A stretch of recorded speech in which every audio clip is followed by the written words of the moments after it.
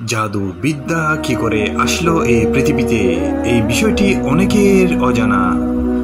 এই বিষয়টি জানতে শেষ পর্যন্ত শুনুন। মহান আল্লাহ তাআলা বলেন, আর তারা অনুসরণ করেছে যা শয়তানরা সুলাইমানের রাজত্বে পাঠ করত, আর সুলাইমান কুফরি করেনি, বরং শয়তান কুফরি করেছে। তারা মানুষকে জাদু শিখাতো এবং তারা অনুসরণ করেছে যা নাজিল করা হয়েছে বাবেল দুই ফেরেশতা হারুত ও মারুতের উপর।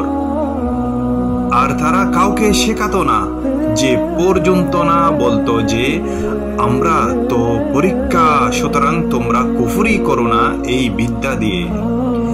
এরপরও তারা এদের কাছ থেকে শিখত, যার মাধ্যমে তারা পুরুষ ও তার স্ত্রীর মধ্যে বিচ্ছেদ ঘটাতো, অথচ তারা তার মাধ্যমে কারো কোনো ক্ষতি করতে পারত না আল্লাহর অনুমতি ছাড়া।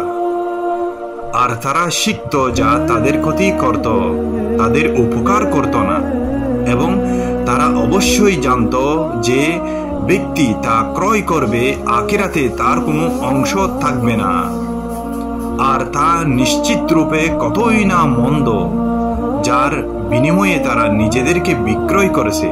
যদি তারা জানত জাদু বিদ্যা ভয়ঙ্কর একটি কুফরি কাজ, অবশ্যই এর থেকে সাবধান থাকা উচিত।